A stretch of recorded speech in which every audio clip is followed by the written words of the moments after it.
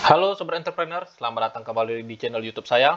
Pada kesempatan kali ini saya akan membuat video untuk mereview, membahas beberapa saham yang mungkin bisa menjadi referensi bagi teman-teman atau bisa teman-teman jadikan watchlist untuk teman-teman tradingkan dalam 1 minggu ke depan, teman-teman. Oke teman-teman, kita langsung ke charting kita saja. Untuk pertama-tama, kita akan mencoba membahas indeks IHSG kita dulu, teman-teman.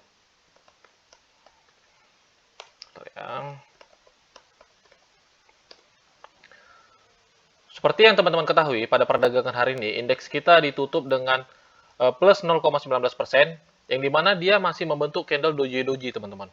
Jadi, seperti yang teman-teman lihat juga, ini menandakan bahwasanya buyer itu belum kuat untuk mendorong indeks kita naik lebih kencang lagi, teman-teman. Jadi, teman-teman juga ketahui bahwa ini adalah minggu keempat di bulan Desember, akhir tahun 2021, ya, di mana fenomena window dressing biasanya sering terjadi, teman-teman. Jadi, dengan minggu terakhir ini, kita akan berasumsi untuk tetap optimis bahwasanya indeks kita akan ditutup positif. Kemungkinan setidaknya kita akan berasumsi bahwa indeks kita akan berada di 6.650, teman-teman. Jadi, ini adalah area yang mungkin ditutup indeks kita di minggu keempat ini. Oke teman-teman, kita akan langsung saja membahas beberapa saham yang mungkin teman-teman untuk watchlist bisa letak atau bahkan bisa menjadi referensi teman-teman untuk teman-teman tradingkan. Untuk pertama-tama, kita akan membahas pertama saham Tekim, teman-teman. Nah, untuk saham Tekim sendiri, teman-teman ketahui bahwasanya ini bukan video pertama saya buat untuk mengulas saham ini. Jadi, di video pertama itu, saya sudah bahas bahwasanya saham ini akan menuju area demand zone-nya ini, teman-teman. Dan benar saja ketika dia memasuki area ini, dia langsung up dengan candle yang sangat impulsif, yang dimana pada perdagangan hari ini dia naik dengan plus 8,68%, teman-teman. Dan itu langsung membreak area channel trendline dia, gitu teman-teman. Jadi ketika teman-teman yang sudah punya barangnya di bawah, teman-teman bisa tetap hold dengan jaga-jaga trailing stop, setidaknya BEP letakkan gitu. Dan sekarang juga dia sudah running profit menuju area TP kita, teman-teman. Jadi teman-teman harus perhatikan area ini, area 8.000 ini. Jadi apakah dia dapat bertahan atau dia akan di-reject ke bawah, teman-teman. Jadi bagi teman-teman yang belum punya barangnya, teman-teman bisa watchlist saham ini. Jadi ketika dia retest ke bawah, pullback ke bawah, teman-teman bisa ikut buy dengan stop loss-nya di bawah demand zone-nya nih, teman-teman. Kenapa? Biasanya saham-saham yang sudah break di area yang seperti ini, dia akan menuju setidaknya 8.000 dulu. Setelah dia menuju 8.000, dia akan retest dulu. Atau bisa dibilang dia pullback dulu, teman-teman. Dia akan pullback, baru di situ teman-teman bisa entry posisi untuk saham Tekim ini. Ini bisa besar kemungkinan dia akan reverse dari bearish-nya ke bullish, teman-teman. Jadi teman-teman bisa letakkan ini di watchlist teman-teman. Jadi ketika dia pullback masuk area entry, teman-teman bisa masuk untuk saham TKIM ini, teman-teman. Nah, selanjutnya ada saham INKP. Untuk saham INKP sendiri, teman-teman dapat lihat ini adalah channel trendline-nya dan dia break dari area supply zone-nya ini, teman-teman. Dia break, tapi dia ada area channel trendline yang wajib dia break untuk dia reverse dari bearish ke bullish-nya, teman-teman. Gitu. Jadi teman-teman bisa watchlist dia, kemungkinan dia break, ketika dia break, teman-teman bisa langsung buy, atau seandainya dia break dengan candle yang sangat impulsif, teman-teman bisa tunggu dia retest, baru teman-teman bisa ikut. Jadi ibaratnya skenario kita hapus dulu ini. Kita hapus sebentar tanda-tanda panahnya ini, biar teman-teman bisa dapat lebih paham membacanya. EMA-nya saya langsung tutup juga. Ini adalah EMA 200, tapi saya tutup saja. Kita membahasnya dengan apanya aja, teman-teman. Dengan klasik technical analisisnya saja. Jadi spekulasinya adalah kemungkinan besar dia akan break. Dia akan break, dan kemungkinan dia akan retest, teman-teman. Dia retest, dan teman-teman bisa ikut up, gitu, teman-teman. Jadi, kalau teman-teman udah ada sahamnya di harga bawah, teman-teman bisa hold dengan follow the trend-nya. Kalau teman-teman yang belum punya barangnya, teman-teman wait and see dulu. Wait and see dulu, lihat area channel trendline-nya ini, ketika dia sudah break, dia pullback, teman-teman bisa ikut up, gitu.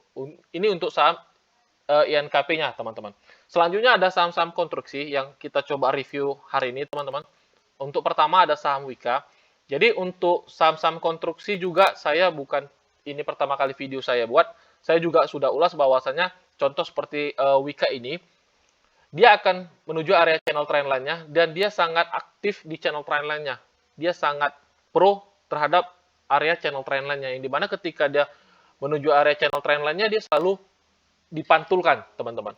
Dan apakah ini udah tandanya dia akan bullish? Belum. Belum. Jadi ini adalah area dia untuk rebound sementara. Kita belum bisa pastikan atau belum confirm bahwasannya ini sudah reverse dari bearish ke bullishnya, teman-teman. Belum. Dia ada key level yang harus dia lewati supaya dia confirm dari bearish ke bullish gitu. Jadi ini ada key levelnya di area sekitar 1215 sampai 1225. Ketika dia break dari area ini, kita bisa mengasumsikan dia akan reverse dari bearish ke bullishnya, teman-teman. Jadi misalnya begini skenario-nya, teman-teman. Misalnya dia nih break, ya kan? Dia break, dia retest, dia membuat swing low di area ini. Teman-teman bisa entry, baru follow the trend ya. Jadi bagi teman-teman yang penganut swing trading, inilah skenario-nya, teman-teman. Jadi dia break channel trend line-nya dengan area supply zone-nya, dia retest, baru teman-teman ikut follow the trend-nya gitu. Jadi kalau untuk teman-teman yang punya barangnya, teman-teman bisa hold, perhatikan area key level-nya di area 1215 sampai 1225. Kalau seandainya dia tidak kuat naik, teman-teman bisa taking profit, atau teman-teman yang belum punya barangnya, jangan berspekulasi untuk masuk dulu. Perhatikan dulu dia break di area key level-nya, dia retest, baru teman-teman bisa ikut masuk di saham Wika ini. Nah, sama seperti saham ADI juga, teman-teman. Jadi untuk saham konstruksi sendiri, saya sudah analisa kemarin, karena kebetulan ada teman kita juga yang request, dia sudah memasuki demand zone-nya. Jadi bagi teman-teman yang kemarin nonton dan langsung ikut membeli saham ini di area demand zone-nya, teman-teman selamat dan bisa hold barangnya, sampai perhatikan area-area key level-nya, teman-teman. Jadi ada area-area penting yang harus dia teman perhatikan. Contoh saham ADI ini, ya kan? Ada area-area penting di area 1010 sampai 1025 yang teman-teman harus perhatikan. Takutnya ketika dia menuju area ini, dia tidak kuat untuk membreaknya. Besar kemungkinan dia akan membuat lower low atau lower high baru. Dia di sini membuat lower high dan dia turun membuat lower low. Jadi kita harus perhatikan. Besar kemungkinan ADI ini akan menuju area 1010 sampai 1025. Tetapi bagi teman-teman yang belum punya barangnya, teman-teman jangan coba-coba berspekulasi masuk. Teman-teman bisa jadikan ini watchlist. Teman bisa jadikan ini watchlist. Lihat momentumnya ketika dia break. Teman-teman bisa ikut dengan buy on breakout, atau supaya lebih aman, tunggu dia retest, baru teman-teman ikut up gitu. Itu untuk ADI, teman-teman. Selanjutnya ada saham PTPP. Sebenarnya kalau untuk konstruksi kurang lebih price action-nya sama. Yang dimana ketika dia sudah memasuki area demand zone-nya, termasuk PTPP ini juga, dia langsung di pullback-kan ke atas. Tetapi bukan itu menandakan bahwasanya dia sudah mulai lanjut bullish, teman-teman. Tidak. Dia hanya rebound sementara. Jadi ada key level yang harus dia lewati atau yang harus dia rusak untuk menandakan bahwasanya dia telah reverse dari bearish ke bullish. Jadi ada key level yang harus teman-teman perhatikan. Jadi untuk day trading, metode demand zone ini teman-teman bisa praktekkan.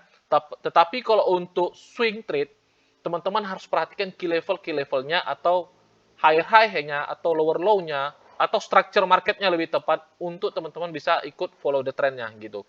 Jadi day trading, swing trade, scalping itu mempunyai metode yang berbeda-beda. Jadi jangan teman-teman samakan ketika teman-teman trading. Jadi misalnya teman-teman mau menggunakan metode scalping, teman-teman tidak bisa menyamakannya untuk follow the trend. Sangat berbeda metodenya. Jadi ketiga style itu mempunyai metode yang berbeda-beda untuk scalper, swing, dan day trade gitu, teman-teman. Jadi untuk video-video yang saya buat, kebetulan saya membuat untuk swing trading, teman-teman. Bukan untuk mengajarkan teman-teman untuk menjadi seorang scalper. Kenapa? Karena scalper itu bukan untuk pemula. Scalper itu untuk orang-orang yang sudah paham mengenal market, teman-teman. Jadi kalau untuk pemula, jangan coba-coba teman-teman mencobanya. Kenapa? Mungkin teman-teman ketika mencoba, teman-teman dapat profit. Tetapi apakah itu akan menjadi suatu konsistensi atau hanya menjadi suatu dengan tanda kata pernah profit, belum masih profit. Jadi bedakan kata pernah profit dengan masih profit, teman-teman. Jadi yang kita butuhkan adalah masih profit, bukan pernah profit. Jadi bagaimana cara kita supaya untuk masih profit ini? Jangan hanya masih pernah profit. Nah, itu dua metode yang berbeda atau dua psikologi yang berbeda. Jadi kita harus mempunyai psikologi yang benar supaya kita trading dengan benar, teman-teman. Oke, baik teman-teman, ini untuk konstruksi. Ada saham BRIS yang dimana teman-teman kita juga di grup coba ingin bantu ulas. Jadi ada teman kita sudah ambil BRIS di harga bawah dan kebetulan dia juga sudah take profit. Saya ingin memberi masukan kepada teman-teman yang masih mengenal pasar modal yang baru di bawah 2 tahun atau bahkan di bawah 5 tahun. Jangan pernah sesali apa yang teman-teman lakukan.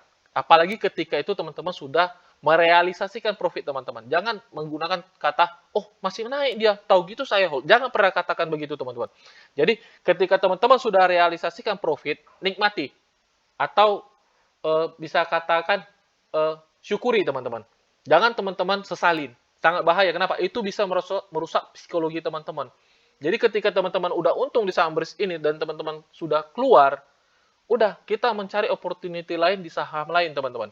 Jangan pernah tahu gitu saya hold. Karena apa? Tidak ada yang tahu market ini akan bergerak seperti apa. Kita hanya bisa menganalisa. Dan ketika analisa kita sudah tepat dan benar dan kita sudah realisasikan analisa kita, udah nikmati teman-teman. Kita mencari opportunity di saham-saham lainnya. Jadi untuk saham BRIS sendiri, ketika teman-teman sudah ada barangnya di area-area demand zone-nya ini, teman-teman bisa hold. Tetapi ingat, jaga-jaga dengan trailing stop. Takutnya dia turun ke bawah. Begitu. Jadi teman-teman tidak rugi ketika dia turun ke bawah. Jadi untuk saham BRIS ini, dia ada key level yang harus dia lewati teman-teman. Yaitu di area 1925. Jadi selagi dia bermain tidak di atas 1925, dia hanya akan membentuk lower low. Atau lower high baru teman-teman. Atau bisa kemungkinan dia akan sideways di area-area ini. Gitu. Jadi untuk dia reverse dari bearish ke bullishnya, ini kan dia teman-teman dapat lihat nih. Di sini dia bearish, teman-teman. Di sini dia bearish. Untuk dia confirm breakout atau reverse dari bearishnya, dia wajib break, teman-teman. Dia wajib break di area 1925 ini. Jadi ketika dia break seperti ini, nah, teman-teman bisa lakukan dengan sistem buy on breakout, atau kalau seandainya dia sangat impulsif ke atas, teman-teman bisa tunggu dia retest, baru teman-teman bisa ambil buy, baru ikut follow the trend-nya. Gitu teman-teman. Jadi untuk saham BRIS sendiri teman-teman yang sudah profit, sudah take profit, jangan sesali. Kenapa? Syukuri profit yang udah kita nikmati dan watchlist saham-saham yang bisa menjadi opportunity untuk kita dapatkan cuan, teman-teman. Jadi untuk saham BRIS ini kalau ada teman-teman yang ingin masuk, jangan masuk dulu. Kenapa? Sangat berisiko. Kalau teman-teman yang sudah punya sahamnya, teman-teman bisa hold atau teman-teman juga bisa realisasikan. Yang penting ada key level yang harus dia lewati, yaitu area 1925. Yang dimana kalau seandainya dia break, dia bisa kemungkinan besar reverse dari bearish ke bullish. Kalau seandainya dia tidak break, bisa akan membuat dia lower high baru dan kemungkinan besar dia akan membuat lower low. Begitu teman-teman. Oke, itu untuk saham BRIS. Selanjutnya ada yang menarik untuk saham LPCK, teman-teman. Untuk saham LPCK sendiri, kenapa saya bilang menarik? Teman-teman dapat lihat, dia kalau naiknya itu sangat banyak, teman-teman, untuk saham LPCK ini. Dia naiknya banyak-banyak sekali. Dan kebetulan ketika dia sudah naik, dia sekarang sedang koreksi. Dia sedang koreksi, dan ini adalah channel trendline-nya, teman-teman dapat lihat. Dan ini adalah demand zone-nya. Di sini adalah demand zone yang dimana teman-teman bisa manfaatkan untuk teman-teman bisa masuk di saham LPCK ini, teman-teman. Nah, kalau seandainya dia masuk ke area ini, teman-teman bisa ambil buy, baru teman-teman bisa ikut follow the trend-nya, gitu. Nah, untuk sahamnya ini, teman-teman bisa perhatikan area, sebentar ya, kita buat harganya 1170 sampai sekitar 1150 teman-teman. Jadi teman-teman perhatikan area harga ini, kalau seandainya dia masuk ke area ini dan di reject, teman-teman bisa ikut coba masuk dan teman-teman dapat lihat stop loss-nya. Kalau seandainya teman-teman masuk di harga 1170, stop loss-nya sekitar kurang lebih 5% teman-teman, di 1110. Gitu. Jadi kita coba buat skenario-nya sebentar ya.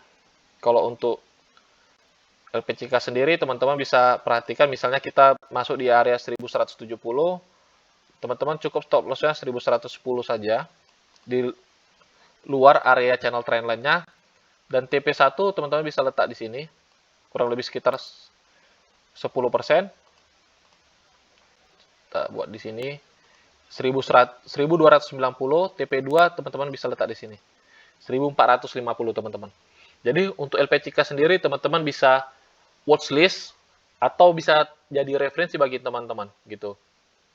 Oke, selanjutnya ada saham Excel teman-teman. Nah, kalau untuk saham Excel sendiri, teman-teman dapat lihat trennya sangat jelas, dia uptrend teman-teman. Dia selalu membuat harga high baru, harga low baru, harga high baru, harga low baru. Dan di sini dia tidak membuat harga high baru teman-teman. Dia hanya membuat high baru. Tetapi dia di sini belum membuat lower low baru.